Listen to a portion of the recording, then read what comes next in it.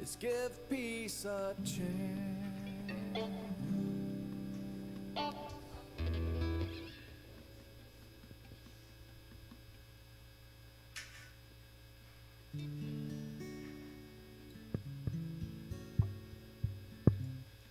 Good morning. Good morning. Welcome to Unity Orlando. Our opening statement is, I celebrate the vast possibilities for my life. Let's all affirm that together. I celebrate the vast possibilities for my life. All right, let's all close our eyes, take a nice deep breath in. Let's affirm that together in the silence.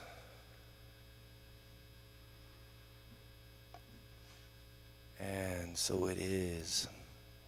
All right. Now let's all stand and we'll sing our joy song this morning. It is called Light of the World.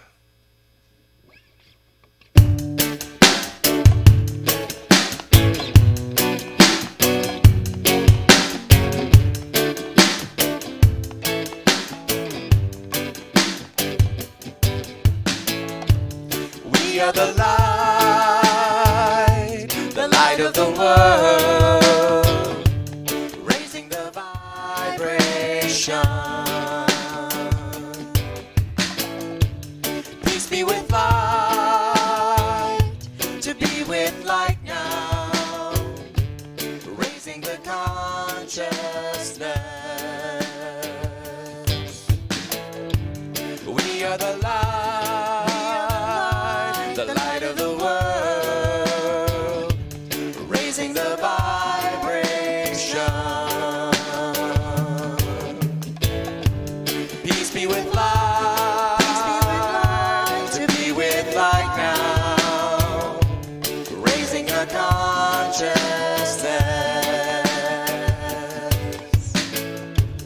We are the light of the world, raising the vibration. Peace be with light, to be with light now, raising the consciousness,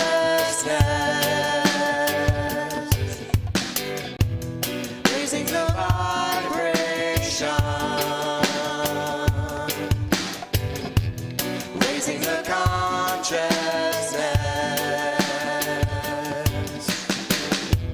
raising the vibration, raising the consciousness.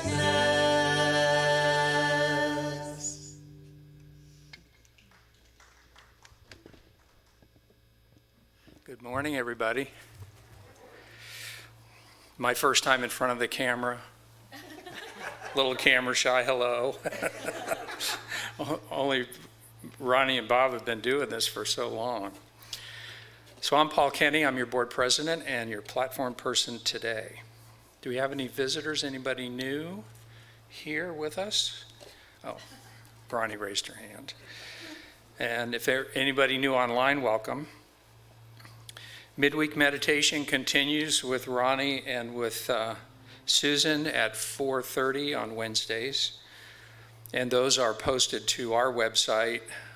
That occurs on Facebook Live. So we get a copy to the website, and they're always on Unity Orlando's Facebook page. So you can go back and look at them anytime.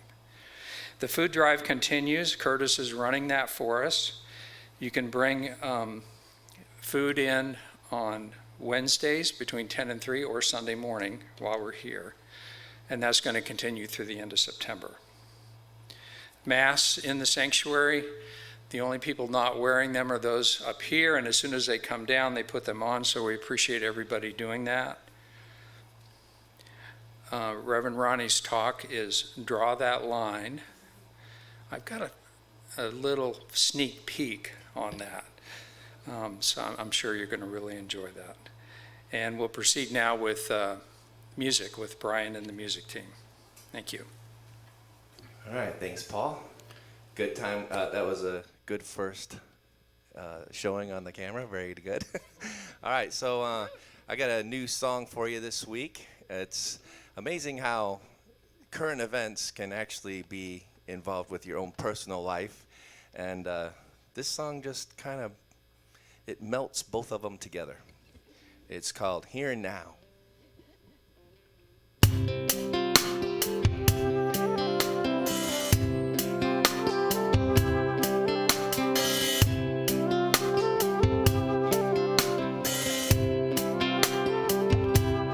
It's the beginning,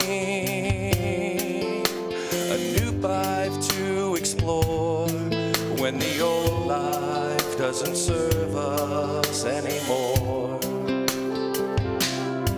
It's a new one, a new path to walk, when the old one doesn't lead us to your door. The beauty of it all, love and kindness, we hear the call, radical forgiveness, random acts of kindness, flowing through us right here and now.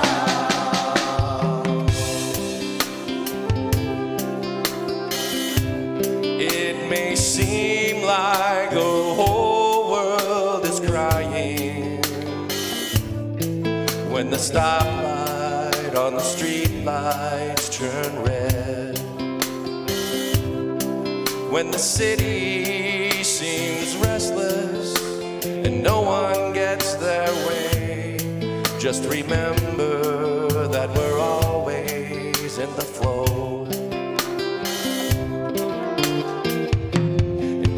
The beauty of it all, love and kindness, we hear the call, radical forgiveness, and random acts of kindness, flowing through us right here and now.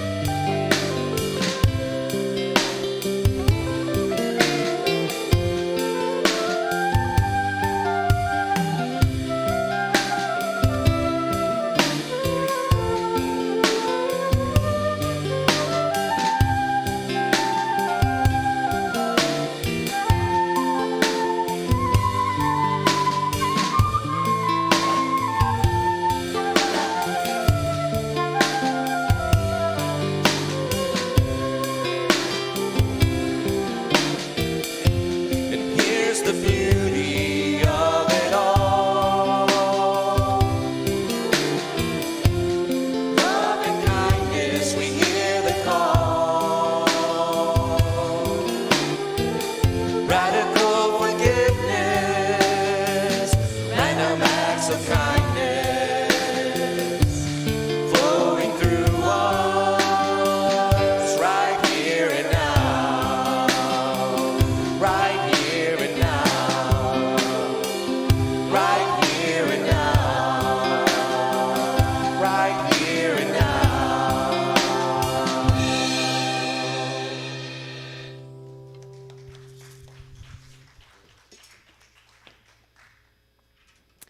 That was beautiful. Thank you guys so much. I think they looked up my notes.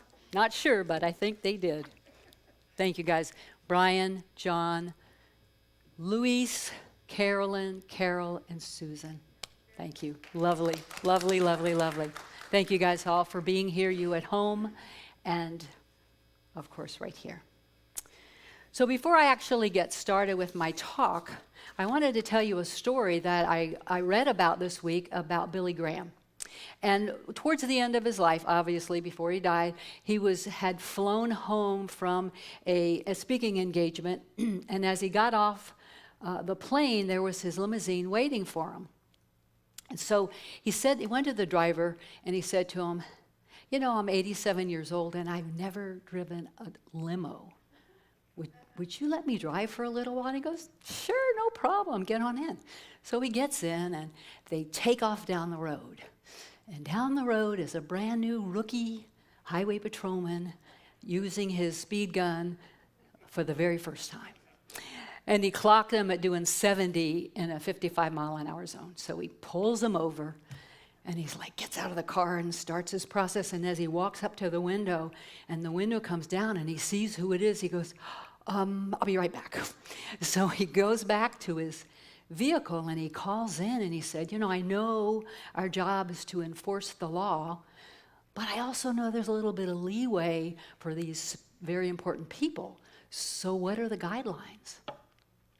And the person on the other end says, what is it, the governor? And he said, no, much higher up than the governor. And I said, well, then it's the president, right? It's the president. He said, oh, no, even higher up. So the guy says, well, who is it? And he says, I think it's Jesus because Billy Graham's his chauffeur.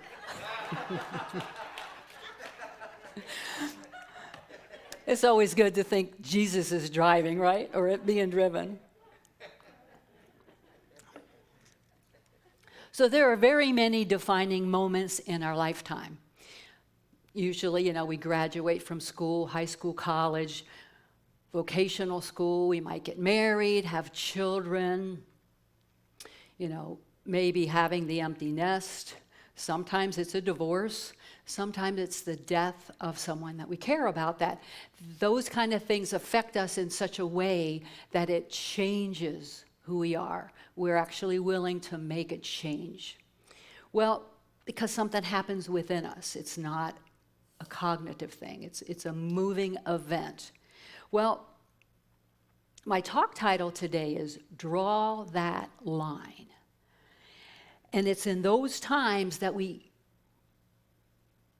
I'm going to talk about spiritual awakenings in the same way that we have these defining moments in our physical life. We also have moments in our spiritual life where it defines who we are, where we can actually make a shift because something inside of us changes. So when I say draw that line, what I mean is that you're drawing a solid line between our personality, how we show up in the physical world, and our very soul. It's a clear distinction that we are able to use on a daily basis, on a regular basis, to change the way we do things and say things. So you've all had the experience of doing spring cleaning or fall cleaning where, like for me, I get all this energy, I'm very determined. I go through things. You go through closets, you go through drawers, garages, tool benches. You clear things out and you clear away the things. You might even give things away that you're not using anymore. It's time to discard them and to make room for new, or at least make some space in your life, right? Well, we have those same moments when we clear these things out, spring cleaning up. We have to do it on a regular basis because we tend to mess things up. We're humans, and the human part of us mess things up. So what we need to do is actually clear away spaces in our thinking to make room for changes at our heart level. Because if we don't change our thinking, then nothing is really going to change. We can try to make changes in the outer world, but unless it's done in the inner world, it's not going to be for good. It's not going to be, permanent. So what am I talking about? What kind of changes am I talking about? Well, what's in your face right now? What's bothering you? What's irritating you? What's causing you discomfort or pain? What's showing up in your life that you might be struggling with? And we don't have to dig. We have things all the time. Here's the challenge. Many times we struggle to figure out what to do and to move things around But that, again, isn't working. Would you put up the Einstein quote? Einstein says, you can never solve a problem on the level that it was created. So what that means for us when we're trying to make inner changes, if we just move things around with our, well, gosh, if I just did this, we think it through without going inside. And that's what we have to do. We have to go inside and ask for guidance, ask Spirit to show us. Now that may show up in our thinking after that, because we are still living in this body. And it's not about judging what you were doing or criticizing yourself. It's about, this is bothering me, so it's time to make a change. What can I do? Show me, God, what can I do to change? So the key to actually make permanent changes is to develop that relationship with the Spirit within us, with the very God that lives within our being, to realize what a beautiful soul you are, what a magnificent person underneath this human personality. And as we develop that relationship with Spirit, we can develop a much better appreciation for ourselves, a much better appreciation of the soul that we are, and that incorporates into our personality as we can love ourselves more. Remembering that we are a child of God, we have no flaws at that part of our being. There's nothing that we need to fix, nothing that we need to change, nothing that we need to work on. It's just to draw that out in a better way. Our personality, on the other hand, we usually have to do some work. So I read a book several years ago. It was called Dying to Be Me by Anita Moorjani. Some of you may have heard of it, read about it. I use her quotes on Facebook all the time. This woman just always makes me smile. She's of Hindu heritage. She grew up in Hong Kong, and she went to school and was taught, Catholic school, and was taught by nuns. So that's quite a variety already. She was married at the age of 35 or 36, but when she turned 43, she was diagnosed with lymphoma.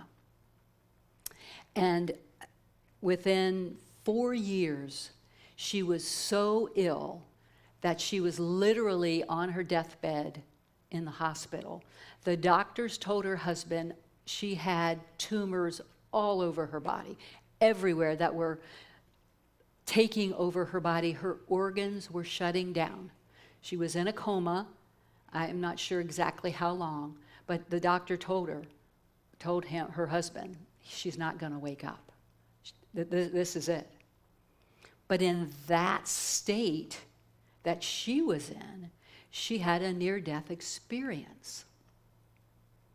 And what she saw first was her deceased father, who said to her, "This isn't your time.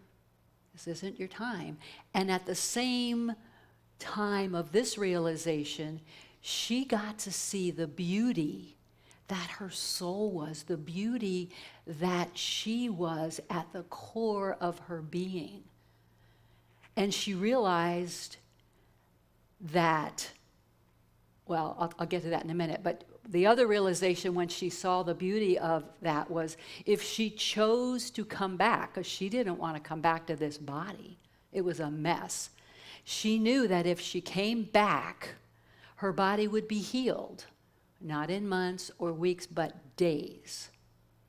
So she came back, and she was healed and left the hospital. But the biggest thing that was healed in her was a realization that she had spent all of her life up to that point criticizing herself, judging herself, telling herself how bad she was, what a bad person she was, that she didn't deserve good things. She grew up in a family that was very strict, and for whatever reason, those are the messages that she got. But she she realized that it was her self-condemnation, her criticism, her judgment of herself that had actually brought this disease on her. And so at that point, she knew things had to change. Linda, would you put the next one up, please? This is a quote from her that I love, and it says, "When you are constantly working on yourself, you are working with a belief that says you are fundamentally flawed, and you have to keep working on yourself to get yourself right. The flaw is actually the belief that you are fundamentally flawed, and you have to fix yourself." Anybody else been there? Because I sure have in my lifetime. That's where if we can make that shift to realize, has this personality, have I, living in this personality, done some things, made some choices, been in places that haven't helped me along? But that's not who I am. I am a child of God, and I am better and bigger than that. And if we can really get that, your life will change. And we can only get that when we spend more time with Spirit, in prayer, in meditation and thought. And remember, prayer, meditation can look different for everybody. Many people can't sit down and be quiet. People get it walking in nature, playing music, doing the things that lift you up, where you're almost in an altered state. That's where you can realize, excuse me, who you are beyond this body. So when things show up in your life that makes you feel uncomfortable, that's a reminder to go inside. That's, those things that are irritating you, that's a reminder. Okay, what might I need to shift? Usually it's a view of yourself. Usually it's a forgiveness that you might need to do of yourself or other people. Because I was corrected once when I said, none of us ever get up and say, I'm going to really hurt somebody today. A young woman in one of my classes who had been to war zones 6 times said, I beg to differ with. I said, okay, those of us here, for the most part, I would say, when we wake up, we expect to have a good day. We want to have a good day. We want to be good people. So we want a different perspective when things are showing up, especially if it happens over and over again, the same kinds of things happen over and over. It's worth some time to say, what's going on here? Do I need to shift something? Do I need to forgive? Do I need to let go? Forgiving and letting go. I've done forgiveness work and then not let go. That's not forgiveness. That's talking your way through it. But it's a beginning. So sometimes when you go into prayer at these times, you may be guided to take some action, make some changes. Sometimes just the recognition of what you're doing is enough to say, I got it. But always, always, you will realize you need to show more self-love. You will need to be willing to acknowledge the beauty that is within you and allow that to come forth in your activities on a daily basis. Now, we're breaking old habits. Sometimes we've not treated ourselves very well or other people, so it may take some time. It takes as long as it takes. So just be willing to do that. When we try to use our personality here to make changes, you might be able to make some changes, but it usually takes a long time and a lot of pain. When you ask Spirit for help, you can change in a second. You can change in a second because your whole way of being is different. You see things differently, and therefore you will act differently. You will think differently. Our soul is not flawed. Our soul is perfect. It's a personality that's, we're going to have this until we die. And then we put this coat of armor down and our soul will live on. Our soul is not flawed. It is not sick. It is not harmed. It is never harmed. All the evil-looking things that we see out going on in our world, the souls of each one of us are never harmed. The bodies, yeah, they can be. So during this near-death experience that Anita had, she realized that she was a child of God, that she was totally worthy, and then she was able to correct her tendency to be self-critical and judgmental. Some of us are actually born into families where that's a tendency to be criticizing yourself. So it's a habit, but it can be changed with Spirit guiding us. And that was the line that she drew in her life. Now, I want to tell you some scriptures. The first one is 1 John 4:16. And if you remember in the Gospels and in his writings, John is the one apostle that was known to be loved by Jesus. Now, obviously, he loved them all, but he was the one that speaks about love in all his writings. And he says, so we have come to know and to believe the love God has for us. God is love, and whoever abides in love abides in God, and God in him. Just take a moment and feel the difference when we realize that God is abiding. I mean, we all say we know that, but to feel that presence and to know all we need to do is look within. And this one is in Jeremiah 31:13. Now, don't tell Reverend Bob this, but I don't like the Old Testament as a general rule. But this one was awesome. Jeremiah 31:3. I have loved you with an everlasting love. Therefore, I have continued my faithfulness to you. I have loved you with an everlasting love.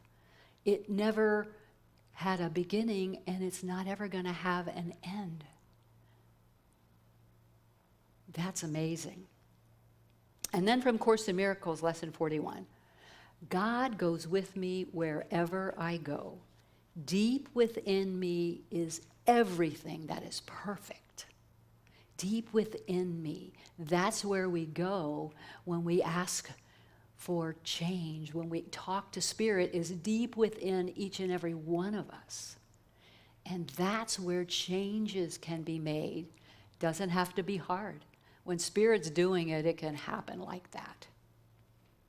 And since Anita has been healed, has received her healing, I think that was in, remember, 2004, I think.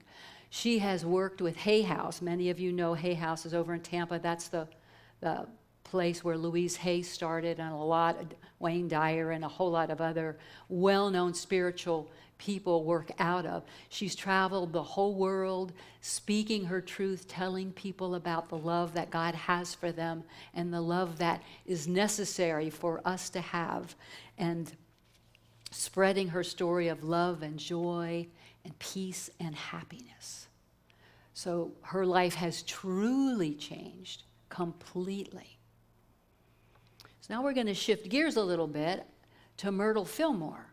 Now, we're all familiar with the story of Myrtle Fillmore, who is one of the co-founders of Unity, who early on in their life, she grew up in a family of people that died of tuberculosis. Everybody in her family had already died, and she knew, you know how we know these things, that she was going to die too. But when she heard these words at a New Thought lecture, and this was back in the 1880s when New Thought was really new, I am a child of God, therefore I do not inherit sickness. Something shifted in her. Something shifted, and that began her journey of healing from tuberculosis, which I'm not going to focus on that today because we talk about that. It's amazing. She was completely healed if you don't know the story. Her body was sick, but not her soul.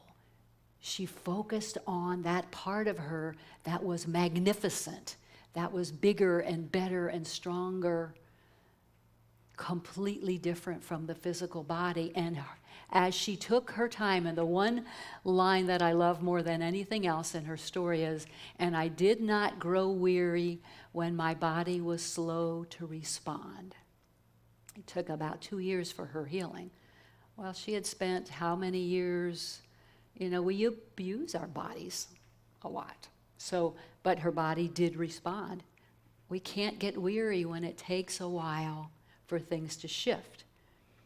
So, along with the disease of tuberculosis that Myrtle had, she also had a number of other ailments. And in her book, How to Let God Help You, these stories are really powerful.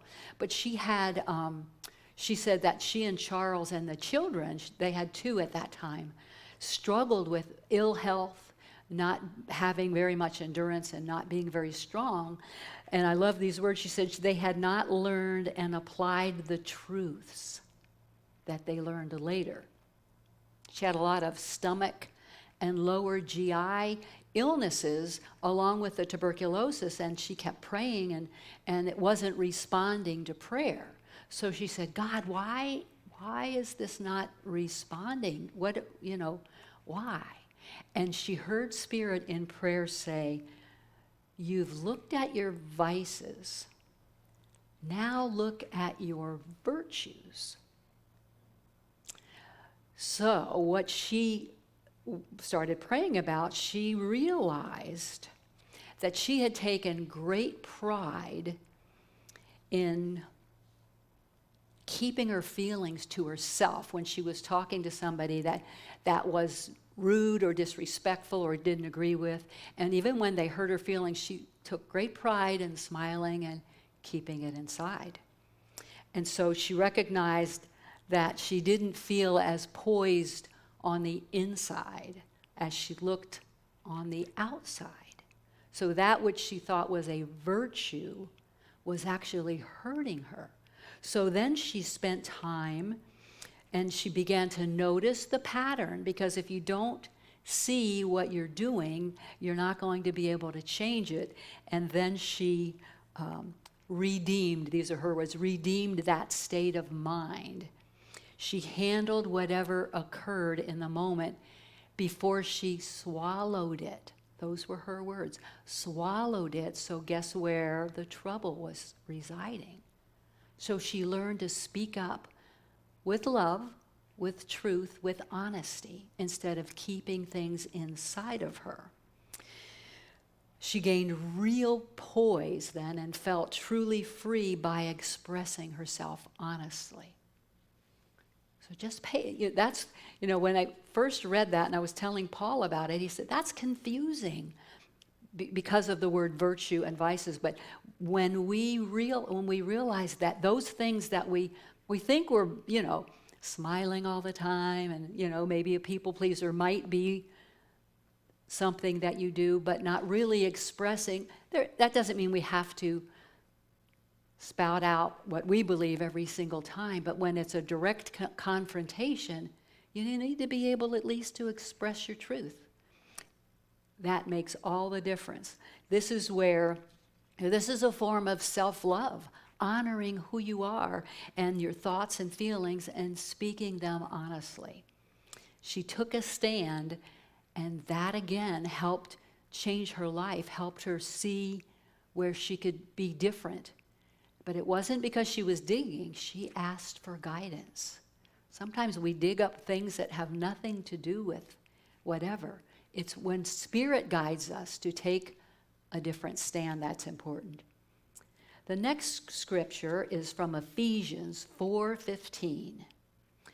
Therefore, putting away falsehood, let each one of you speak the truth with his neighbor, for we are all members one of another. The truth is we are all one. So who are we really fooling when we don't speak our truth? It's only us. Other people know, they don't hear it from you. It's important for us to realize that at the gut level, at the deep level, at the heart level, we are one. They may not like what we say, but that's okay. It's not with judgment. It's just speak your truth. So, as a reminder, those times that we go to in prayer, we have prayer requests, we ask God for things that we want and things that's really not the main purpose for our prayers. We'll get a lot of those things, but it's more about getting in harmony with the Spirit of God within us. Because when we are in harmony, things are naturally going to come that we want. It is the Father's good pleasure to give you the kingdom. So, it's not about, okay, if I do this, then I'm going to get that. And well, I prayed for this and I didn't get it, and it was really important. We only see this much. God sees all. And there's a divine order unfolding, and we don't even know what our own path is sometimes. We don't know what others' paths are. But we do have to trust and get ourselves in the flow as best we can. To remember who we are, children of God, one with God, made of the same stuff that God is made of, the same essence, the same being. That is who we are. And when we come to that realization from that vantage point, we can move through our lives so much easier. So what line do you need to draw? What thing might you need to look at and ask for guidance for? Speaking your truth with love, learning to truly love yourself and put that into practice in your thoughts and words. Forgive yourself and others. Being easy on yourself. Be easy on yourself as your body. Oh, no, this was another question. Maybe you need to become a little more easy on yourself as your body ages. Okay, this body is going to drop away one time. So remember, your soul never changes, just the body. So now let us take a few moments in meditation to prepare ourselves to put into practice some of these things that we've just talked about. So let's close your eyes if you feel like it. Take a nice deep breath.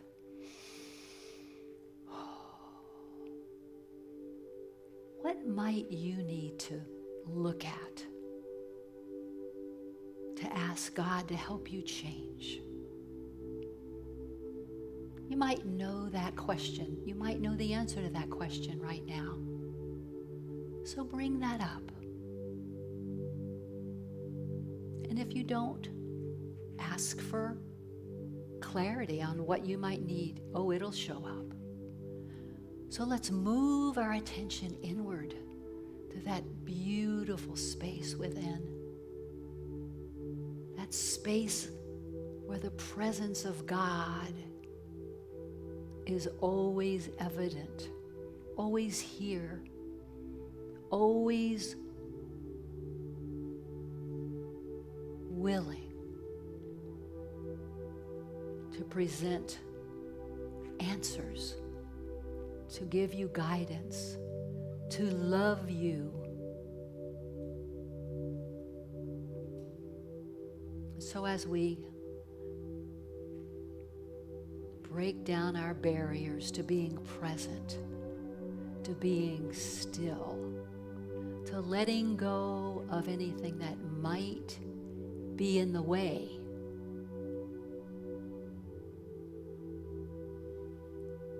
we feel that presence within. And with our inner eyes, we can actually see the light that is shining there. Let that light spread throughout your body.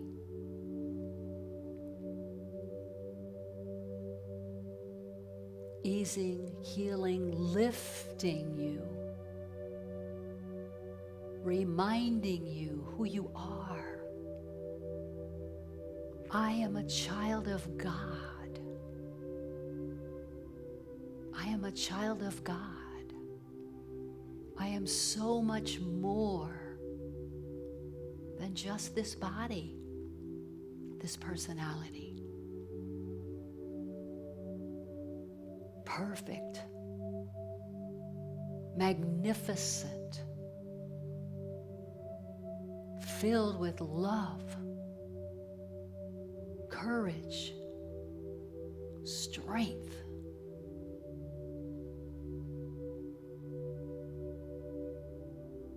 And notice the peace that is within your heart right now.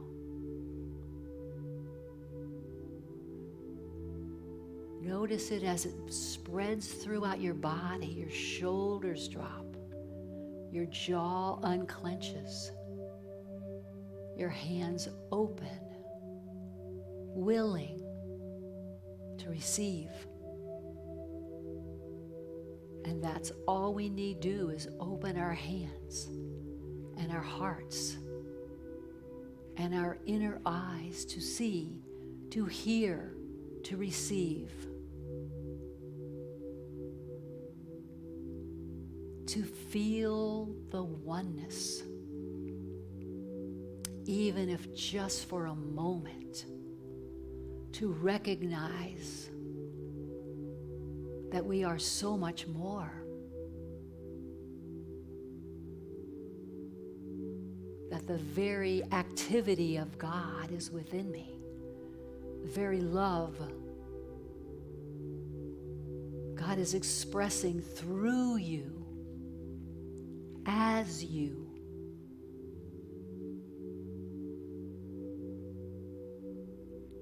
And any flaws that this body, this personality does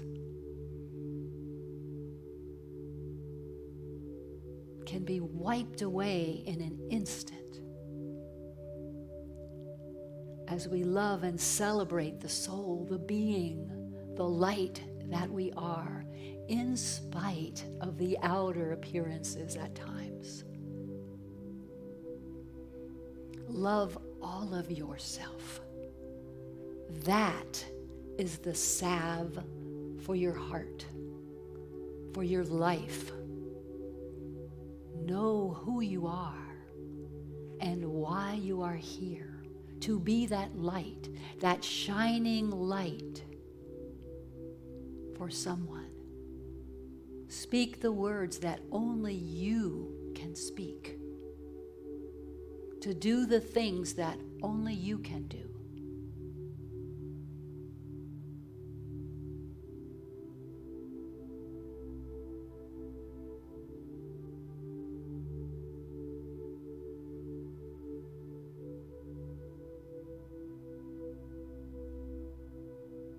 And from the depth of our being, we are grateful.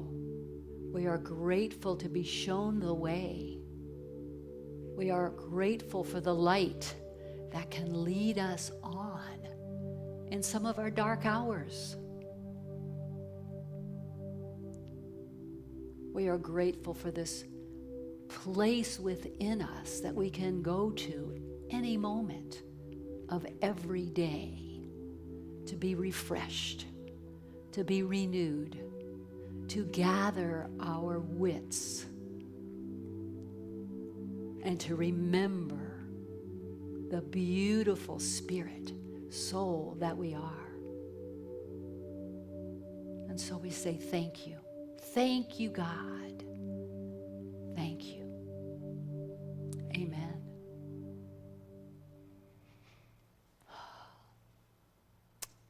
Will the usher come forward, please, now? Take up our offering. And those of you at home, you know what to do. I'll remind you. You can go to our homepage after we're done and scroll down to the bottom, or sometimes the donate button's up at the top. Use PayPal, credit card. You could mail in a check.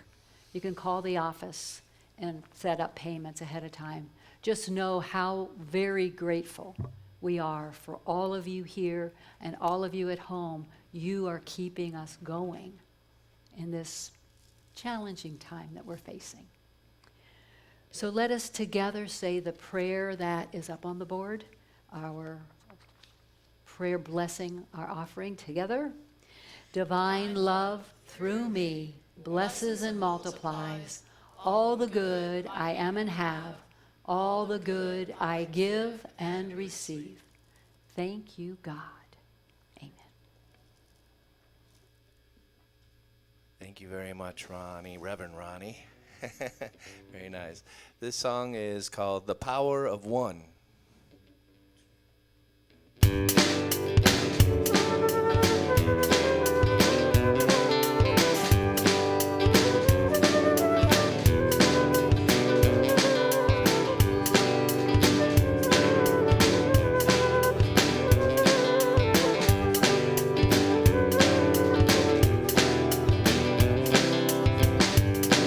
One con can crack a moment. One flower can wake a dream. One tree can start a forest. One bird can herald spring. One smile begins a friendship. One hardship lifts a soul. One star can guide a ship at sea. One word can form a goal. One voice can speak with wisdom. One heart can know what's true, can know what's true.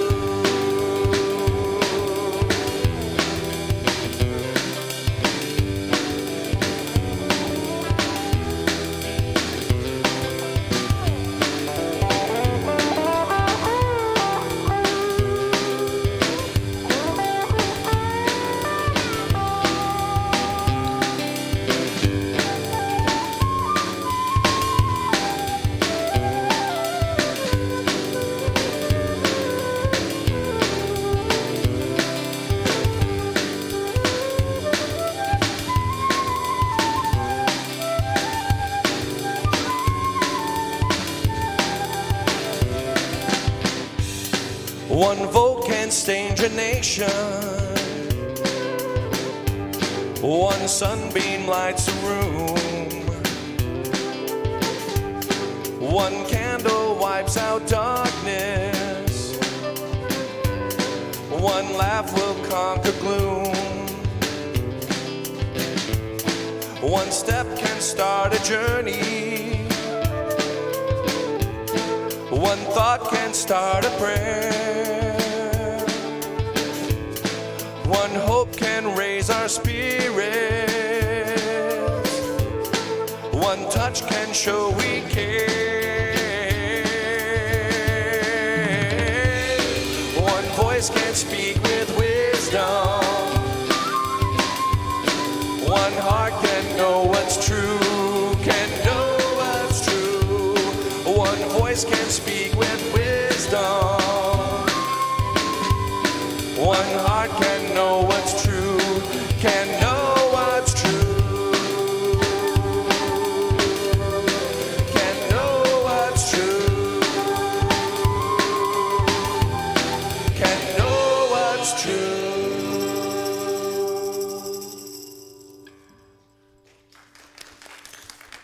That was great. I don't remember that one, Brian. It's been a while. Very nice. Thank you, guys. Really glad that you're here. So glad. It's nice to have you guys here. We're getting a few more each week. And when you're ready, come back. You know, we're all safe here, so it's good to hear you. Good to see you there and here.